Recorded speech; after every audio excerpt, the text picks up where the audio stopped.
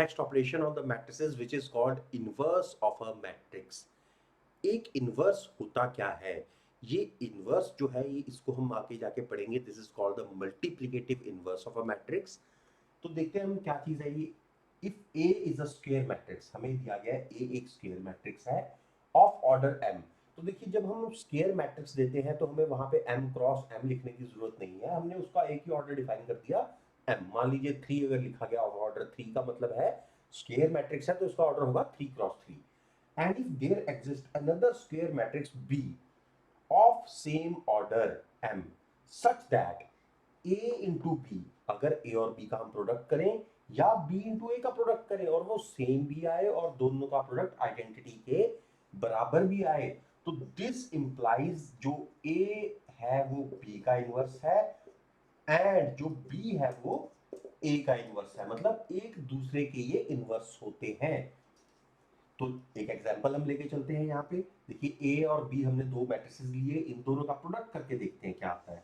देखिए ए into B हम करते हैं क्या आता है. देखिए 2 to the 4 minus 3, so this is 1. Then this row with this column it will be 0. This with this is again 0. 2 minus 2 is 0. Then this is again 1. तो ये a इंटू बी का जो प्रोडक्ट है आपके पास क्या बन रहा है, आइडेंटिटी मैट्रिक्स बन रहा है. आप चेक कर सकते हैं b into A will also come out to be 1. 1 मतलब आइडेंटिटी मैट्रिक्स बन जाएगा.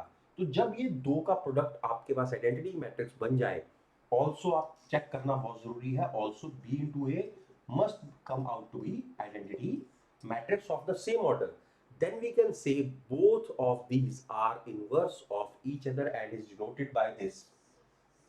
तो इससे हम एक बहुत ही इंपॉर्टेंट प्रॉपर्टी पे भी आउटकम निकालते हैं कि ए और ए इनवर्स का जो प्रोडक्ट है या फिर ए इनवर्स इनटू ए का प्रोडक्ट है, दोनों ही किसके बराबर आएंगे, आइडेंटिटी के बराबर आएंगे. वैसे तो हम इनवर्स की भी बहुत सारी प्रॉपर्टीज करेंगे, बट बिफोर दैट एक प्रॉपर्टी जो इसके प्रोडक्ट और इसकी डेफिनेशन से निकल रही के आ रही है वो ये प्रॉपर्टी है.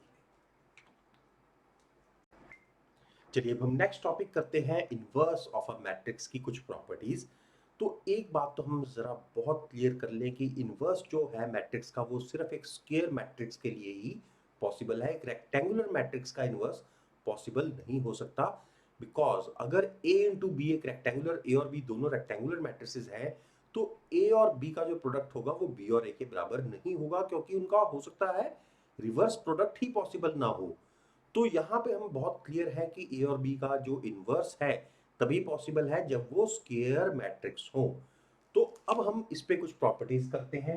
पहली प्रॉपर्टी तो ये है कि जो ए और बी का जो प्रोडक्ट है ये अगर आई है, this implies A is B inverse and B is A inverse. ये हम पहले ही कर चुके हैं. सेकेंड प्रॉपर्टी जो है इसी से इंप्लाई करती है that A into A inverse या A inverse into A is equal to I. यहाँ पे आप पूछ सकते हैं कि ये सवाल कि ए के बाद ए इनवर्स लगा या इनवर्स पहले लगा, इसमें क्या डिफरेंस है.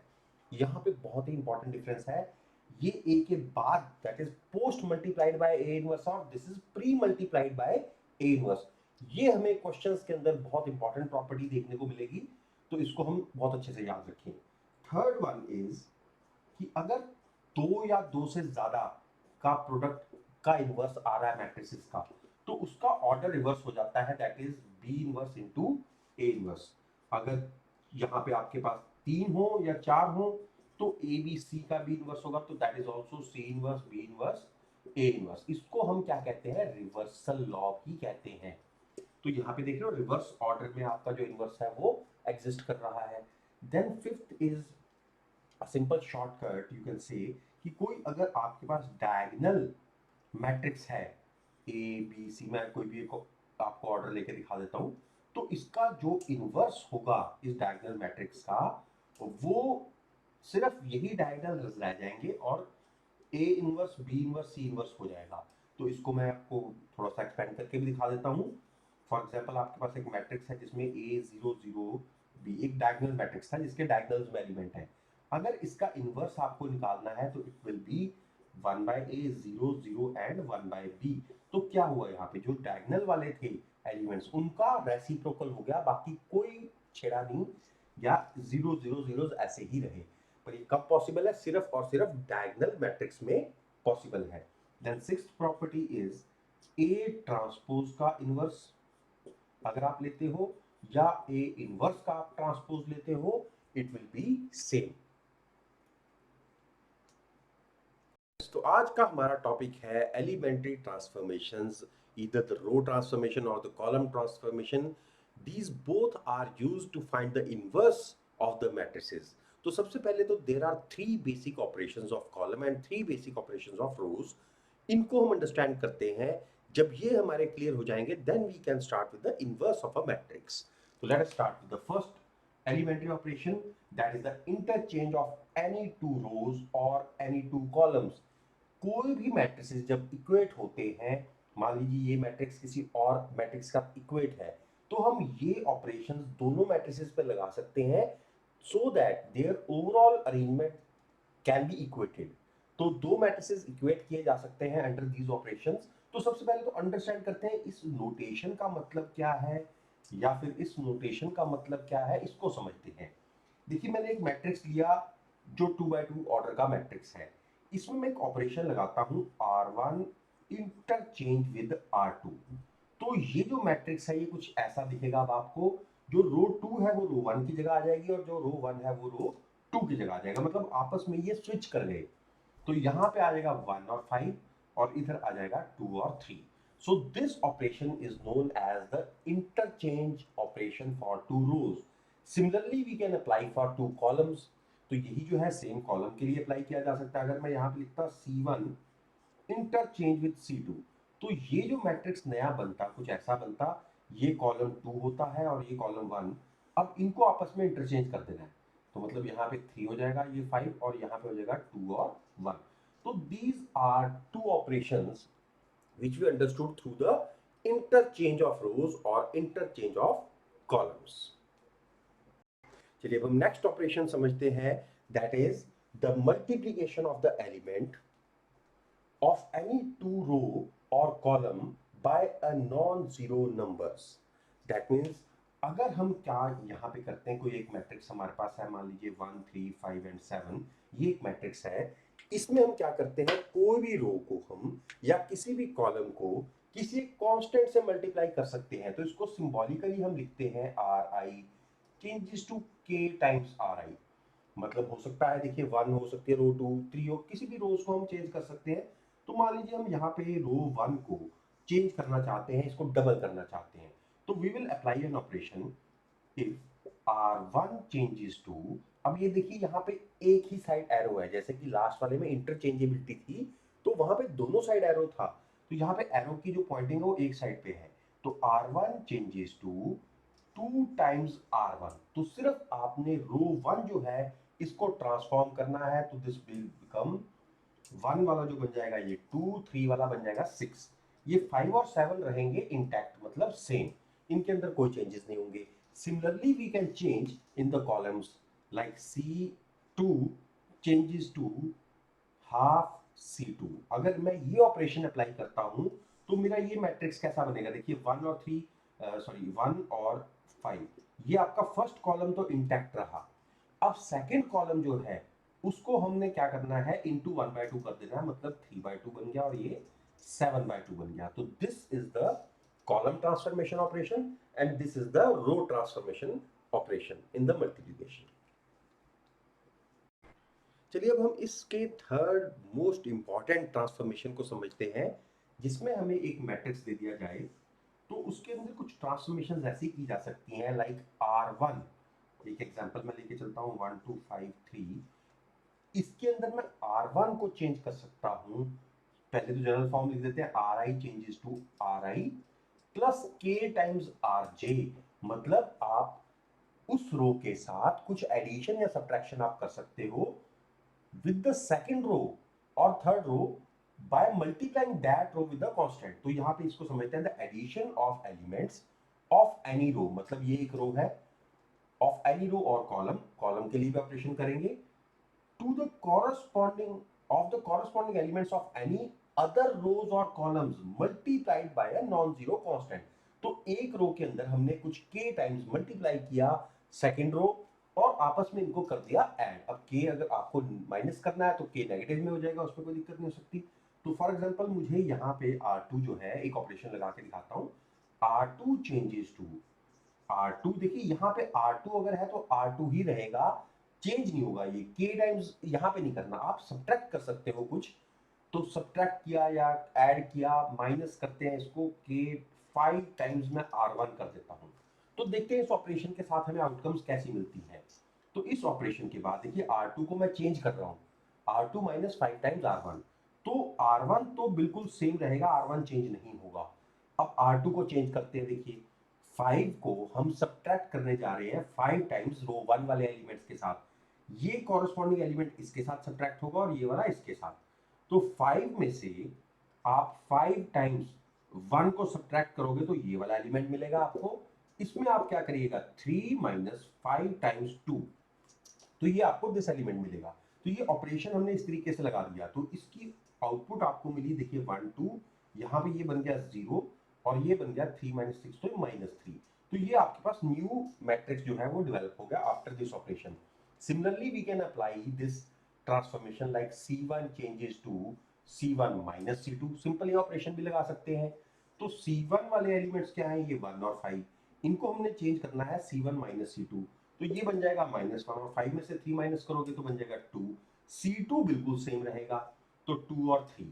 तो ये दो तरह के ऑपरेशंस जो है, that is Ci changes to Ci plus KCj and Ri changes to Ri plus KRj. These are most important transformations. Both the transformations could be possible. ये सब हम यूज करेंगे मैट्रिसेस को, मैट्रिसेस के इनवर्स को find out करने के लिए, जो कि बहुत एक इंपॉर्टेंट टॉपिक है। खासकर सीबीएसई में ये बहुत एक इंपॉर्टेंट क्वेश्चन रहता है, जो 4 और 6 मार्क्स में आपको आता है। वो मेथड ही आपको ये बोला जाएगा कि इसी मेथड से, जो कि नेम है इसका एलिमेंट्री ऑपरेशंस ऑफ मैट्रिसेस को यूज करते हुए आप इनवर्स ऑफ अ मैट्रिक्स निकालिए। तो अब अगली वीडियो में हम करने जा रहे हैं, अगले लेक्चर में, तो इनवर्स कैसे फाइंड आउट करना है using these operations, these transformations. चलिए बच्चों, जो हम नेक्स्ट टॉपिक अब करने जा रहे हैं, ये बहुत ही इंपॉर्टेंट टॉपिक है फॉर सीबीएसई एग्जाम्स। पर इसका जो एक मेथड या अप्रोच है इन क्वेश्चंस को करने की, आज हम वो बहुत अच्छे से डिस्कस करेंगे, क्योंकि बुक्स के अंदर आपको इसकी अप्रोच को बिल्कुल समझ में आना बहुत मुश्किल है। तो जो आपको इजीएस्ट अप्रोच मैं आज बताने जा रहा हूँ, उसी को आप फॉलो कीजिए टू गेट द रिजल्ट्स। तो let us see how will do. तो अगर आपको किसी भी मैट्रिक्स ए, मैंने एक मैट्रिक्स ए सपोज कर लिया है, अगर इसका मैट्रिक्स का आपको इनवर्स निकालना है, तो there are two methods by which we can find the inverse. हमने कुछ ऑपरेशंस, ट्रांसफॉर्मेशन ऑपरेशंस किए थे, उनको यूज करते हुए हम किसी भी मैट्रिक्स का इनवर्स निकाल सकते हैं। इस मेथड को हम कहते हैं एलिमेंट्री रो ट्रांसफॉर्मेशन या एलिमेंट्री कॉलम ट्रांसफॉर्मेशन के मीडियम से आपने किसी भी मैट्रिक्स का इनवर्स निकाला। तो एक मैट्रिक्स जब आप लेते हो, अगर आप यहाँ पे अप्लाई करना चाहते हो सीक्वेंस ऑफ रो ऑपरेशंस, तो यहाँ पे हम रो ट्रांसफॉर्मेशन मेथड यूज करने जा रहे हैं। इसके अंदर हम कॉलम्स यूज नहीं कर सकते। तो ये आपको बड़ा ही ध्यान से याद रखना है कि अगर रो ऑपरेशंस लगा रहे हो, तो पूरे के पूरे मैट्रिक्स के ऑपरेशन में आपको रो ट्रांसफॉर्मेशन ही लगाना है। अगर कॉलम लगा रहे हो तो कॉलम ट्रांसफॉर्मेशन ही लगाना है। और जब आप रो ट्रांसफॉर्मेशन लगाने जाते हो, तो आप मैट्रिक्स ए को i इंटू ए लिख सकते हो, क्योंकि product of i with A is always equal to A. तो i को आपने आइडेंटिटी मैट्रिक्स यहाँ पे सेम ऑर्डर का रखना है, जैसे कि यहाँ पे 1 0 0 1 है, और इस a को ऐसे ही छोड़ देना है। अब कुछ सीक्वेंस ऑपरेशंस हम ये लगाएंगे कि जो यहाँ पे किया वही यहाँ पे किया। मैंने आपको बताया था रो ट्रांसफॉर्मेशन या कॉलम ट्रांसफॉर्मेशन में ऐसा करेंगे कुछ ऑपरेशंस कि यहाँ पे आइडेंटिटी बन जाए और यहाँ पे कुछ नया मैट्रिक्स तैयार हो जाए। अगर यहाँ पे i बन गया, तो ये कोई नया मैट्रिक्स b इंटू ए होगा। तो b क्या सिग्निफाई करेगा, b आपका a इनवर्स शो करेगा, क्योंकि a इनवर्स इंटू ए तो i होगा। तो ऐसा करने के लिए हमें क्या चाहिए, कुछ ऑपरेशंस चाहिए कि जिससे ये बन जाए 1, ये ऑलरेडी 1 बना हुआ है, ये वाला बन जाए 0, ये वाला बन जाए 1 और ये बन जाए 0। तो ये ऑपरेशंस चलने हैं, पर ऑर्डर यही रखना है जो मैंने आपको सीक्वेंस बताई। फर्स्ट ये वाले को 1 बनाना है, फिर इसको सेकंड वाले को 0 बनाना है, देन इसको 1 बनाना है और फिर इसको 0 बनाना है। अब इसको सीक्वेंस वाइज ऑपरेट करते हैं। देखिए ये 1 तो बना हुआ है, तो इसको छेड़ने की जरूरत नहीं है। अब इस कॉलम सेकंड रो के फर्स्ट कॉलम वाले एलिमेंट को हमें जीरो बनाना है। तो जीरो जब भी बनाना है आपने यूजिंग द थर्ड जो आपकी ट्रांसफॉर्मेशन थी सब्ट्रैक्ट करने के साथ ही बनाना है। तो यहाँ पे हम एक ऑपरेशन लगाएंगे R2 changes to R2 minus two R1। तो इससे देखते हैं क्या बनता है। सबसे पहले तो R1 एज इट इज दोनों साइड पे आप लिख डालो। तो ये देखिए 1 0 है यहाँ पे, जो बिल्कुल R1 आपने चेंज नहीं करनी, क्योंकि यहाँ पे हमने जो ऑपरेशन लगाया है वो R2 पे लगाया है। अब R2 सारी की सारी चेंज होगी, उसको देखते हैं कैसे चेंज होगी। R2 माइनस टू R1 मतलब ये वाला एलिमेंट 2 टाइम्स इस वाले एलिमेंट से सब्ट्रैक्ट करने के बाद जो बनेगा वो यहाँ पे हमने लिखना है। तो ये बन गया 0। अब ये -1 माइनस टू टाइम्स टू तो कितना बन गया -5।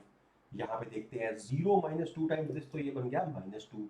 1 माइनस टू टाइम्स दिस तो बना 1। तो ये तो बना फर्स्ट ऑपरेशन के बाद। अब ये देखिए 1 बन गया, ये 0 बन गया। अब इसको बनाना है हमने 1। 1 हमेशा हमने बनाना होता है डिवाइड से, जो भी ये नंबर है इससे पूरे मैट्रिक्स को दोनों साइड डिवाइड कर दीजिए। तो यहाँ पे सेकेंड ऑपरेशन जो है R2 changes to -1/5 times R2। तो देखते हैं अब नया मैट्रिक्स क्या बनता है। ये देखिए फर्स्ट रो फिर से बिल्कुल सेम रहेगी, फर्स्ट रो को बिल्कुल चेंज नहीं करना आपने। अब सेकंड रो पूरी की पूरी चेंज हो जाएगी आपकी। वो देखते हैं क्या बनती है। 0 0 ही रहेगा, 0 डिवाइड बाय करोगे आप 5 तो सेम रहेगा। ये आपका बन जाएगा 1, ये बन जाएगा 2/5 और यहाँ पे आपका बन जाएगा -1/5। तो यहाँ तक तो ऑपरेशंस आपके हो गए, जिसमें ये 3 एलिमेंट्स तो आपके बिल्कुल सही बन चुके हैं। अब चौथा एलिमेंट जो है हमारे पास ये, इसको हमने क्या करना है 1 बनाना है। तो इसके लिए हम क्या करते हैं, ऑपरेशन नया देखते हैं। देखिए हमें जब इसको सॉरी 0 बनाना है, 0 हमेशा क्या बताया था सब्ट्रैक्ट करके बनाएंगे। तो अब जो ऑपरेशन लगाएंगे R1 को चेंज करना है हमें। तो R1 माइनस इसको अगर 0 बनाना है तो इसको यूज करके बनाना था। तो 2 टाइम्स R2। तो ये जैसे ही आप ऑपरेशन लगाएंगे आपका लेफ्ट साइड पे आइडेंटिटी मैट्रिक्स तैयार हो जाएगा। देखिए अब R1 को चेंज किया तो R2 तो एज इट इज लिख दीजिए दोनों साइड पे। जो भी आपकी R2 बन रही थी 2/5 और -1/5, ये तो आपने R2 लिख दी है।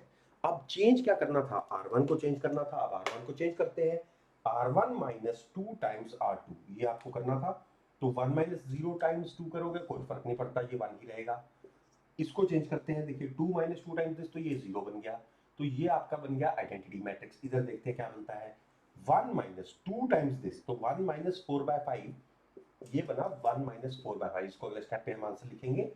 और ये बना आपके पास 0 minus 2/5, minus of minus plus हो जाएगा। तो ये बन गया +2/5। अब इसके अगले स्टेप पे हमारा आंसर आ जाएगा, क्योंकि ये बन गया आपके पास identity matrix. It is equal to 1 minus 4/5 कितना हुआ है 1/5। ये बना आपका 2/5, this is 2/5 and this is -1/5 times a। तो ये जो आपके पास i बन गया है और ये b बन गया है इनटू a। जो b है वही a का इनवर्स है। मतलब अगर ये हमारे पास a था तो ये जो मैट्रिक्स है ये इसका इनवर्स ऑफ दिस मैट्रिक्स है। So this is the complete method to find the inverse of a square matrix using row transformation method. You can apply the same sequence by the column transformations. उसमें आप अगर columns use करोगे तो जैसे C1 -2 C2 या इस तरह के ऑपरेशंस हो, सारी सीक्वेंस में आप कॉलम्स के ही ऑपरेशंस यूज करोगे। बस उसमें शुरू में जो डिफरेंस आएगा वो क्या आएगा कि यहाँ पे आपने लिखा a is equal to I times a, उसमें आप लिखोगे a is equal to a times i, a into I लिखोगे। बस यही दोनों के अंदर डिफरेंस है।